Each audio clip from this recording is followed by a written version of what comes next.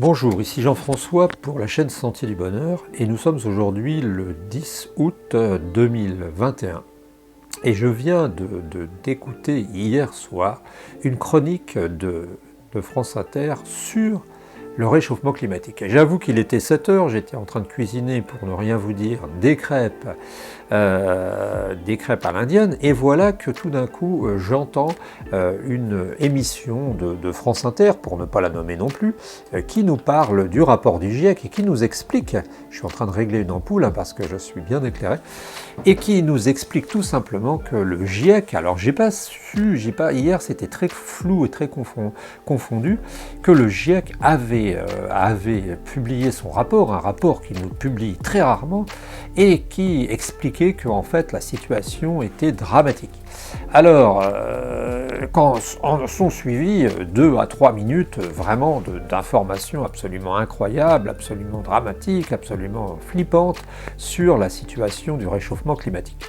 Alors le GIEC, il faut rappeler ce que c'est, groupe international d'experts sur le climat, c'est une sorte de gros groupe de 1200 à 1300 ou 1400 experts qui se sont penchés sur le problème du climat et qui ont décrété que nous avions un problème avec le réchauffement climatique et que l'humanité risquait de disparaître si nous ne faisions pas attention. Alors, moi, ce que je voulais dire, quand j'ai entendu ça hier après-midi, c'est que je me suis mis à la place d'un jeune qui serait dans cette situation d'écouter le rapport de France Inter hier, et je me suis dit, mais c'est absolument incroyable, abracadabra, c'est absolument incroyable d'entendre ce genre de choses.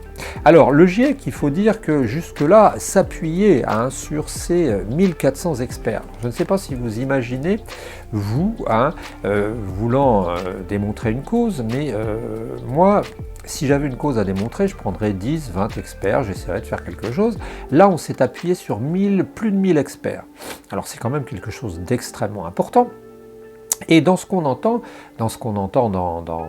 sur France Inter, eh bien, ce GIEC, pour son rapport, s'est appuyé sur 14 000 études. Alors, je ne sais pas pourquoi ils se sont appuyés sur 14 000 études. Pour moi, déjà, le fait de multiplier par 10 entre le nombre d'experts et les études, ça paraît déjà un peu entendu.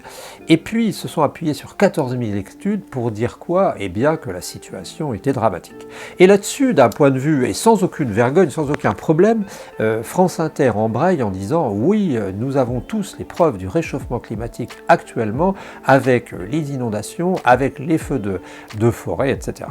Et là, je trouve que c'est allé quand même un petit peu vite en besogne que de passer d'un moment où nous n'étions pas sûrs, où nous sommes encore en train de douter, puisque nous avons bien vu qu'en matière scientifique, il y a lieu de quand même se poser des questions. On a vu les problèmes avec le Covid qui divisait les experts. Là où on arrive carrément à un moment où France Inter nous dit, France Inter, chaîne quand même française, chaîne d'État, nous dit clairement et sans problème que nous sommes dans une période où le réchauffement climatique se fait voir et est évident. Alors je ne sais pas où France Inter a trouvé que c'était particulièrement évident, parce que bien sûr on nous a montré des problèmes qui surgissaient dans le monde entier, mais ça j'ai toujours vu des inondations en Inde, même si on nous dit qu'elles sont assez importantes et qu'elles sont un peu exceptionnelles, mais il s'est passé des phénomènes en Allemagne, il s'est passé des phénomènes en Belgique, mais à la surface du monde il se passe toujours des phénomènes, des incendies en Grèce, il y en a toujours eu, des incendies en Australie, il y en a toujours eu, des incendies au Canada, ça fait pas aujourd'hui que c'est créé, puisque je vous signale qu'il y avait quand même des Canadair. Canadair, c'est un avion qui est destiné à éteindre les flammes. Bon, ce que je veux dire simplement, c'est qu'on a l'impression, relayée par France Inter, qui d'après moi devrait faire preuve de plus de sérieux, plus de retenue, on a l'impression quand même d'une gigantesque entreprise de propagande. Et là, par rapport à ça, j'avais une deuxième remarque à faire, donc une question sur la crédibilité réelle de ce phénomène climatique.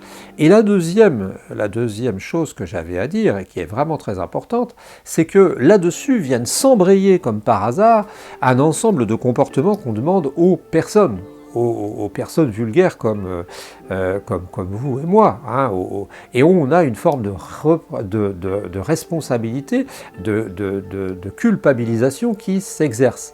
Et on commence à nous demander d'acheter des voitures électriques ou hybrides, dont on sait que c'est une connerie monstre au niveau de l'écologie. On commence à nous parler de comportements différents, etc. Or, en fait, de quoi s'aperçoit-on? C'est que on se base sur quelque chose dont on n'est que un tiers ou un dixième sûr pour demander des actions qui seraient en fait des actions salutaires. Et de quoi s'aperçoit-on? Que comme par hasard, l'Allemagne d'une part et puis la Chine continue la création de centrales au charbon, parce que l'Allemagne n'est pas folle, possède du charbon, parce que la Chine possède du charbon en quantité énorme. Je vous rappelle qu'il y a peut-être 400 ans d'avance de charbon.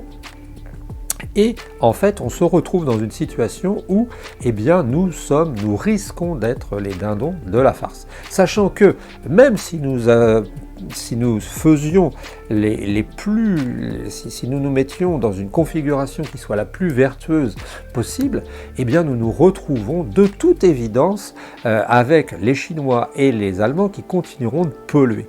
Alors, moi, ça me paraît quand même fort en chocolat que nous nous sacrifions, qui plus est que nous dépensions de l'argent pour acheter des panneaux en Chine ou en délocalisant la pollution. Vous voyez les reportages d'Arte à ce sujet, tout simplement, et en payant fort des énergies que finalement les Chinois nous vendent tout en continuant de polluer. Moi, je trouve que c'est quand même fort en chocolat, je trouve que c'est quand même très fort, je trouve que c'est aussi finalement faire que les jeunes qui vivent et qui en ce moment se posent des questions sur le fait d'avoir des enfants, de ne pas en avoir, etc., soient complètement déconcertés, déboussolés par ce genre de conneries. Je n'ai pas dit que le réchauffement climatique est une connerie, je dis simplement qu'il demanderait d'être étudié de manière plus sérieuse, et qu'on a l'impression, rappelez-vous que comme par hasard l'époque du réchauffement climatique correspond aussi à une époque où Thatcher et un président américain, je crois que c'était Bush, je ne sais plus, s'était mis d'accord sur le réchauffement climatique. Ça correspondait à la suppression des mines, hein, rappelez-vous, Thatcher, etc. C'est quand même très troublant. Moi, je dis qu'il y a beaucoup d'indices qui nous font penser qu'on aurait tendance à nous vendre un peu, faire prendre des vessies pour des lanternes et nous faire prendre finalement des choses qui n'en sont pas pour autre chose. Et ça, c'est très grave parce que ça tendrait à dire que finalement, on nous montre le monde sous un certain prisme. Hein, quand vous voyez ce dont on nous parle concernant le rapport du GIEC qui nous dit qu'on a augmenté de 20 cm en pratiquement un siècle, hein, et que c'est quelque chose qui n'a pas été vu depuis 3000 ans, mais mon Dieu, qu'est-ce que c'est que 3000 ans à l'échelle de la Terre? Ce qui ne correspond pas d'ailleurs à ce qu'on lit ou ce qu'on entend sur France Inter, qui nous dit que la Terre n'a jamais été aussi chaude depuis 125 000 ans, ou je ne sais plus combien d'années. C'est abracadabra. Voilà, j'espère que vous pourrez nous livrer votre manière de voir, parce que ça nous intéresse beaucoup, parce que là, c'est aller quand même assez fort, voire très fort, et c'est quand même surprenant qu'une chaîne qu'on pourrait qualifier publique, hein, de France Inter, embraye aussi facilement sur des informations qui finalement